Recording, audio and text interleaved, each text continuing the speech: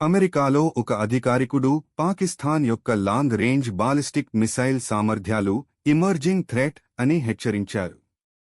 John Finer, deputy national security advisor, Pakistan missile టెక్నాలజీని అభివృద్ధి చేస్తూ అది సౌత్ ఏషియా కంటే మరింత దూరంలో ఉన్న లక్ష్యాలను తాకగలుగుతుందని చెప్పారు.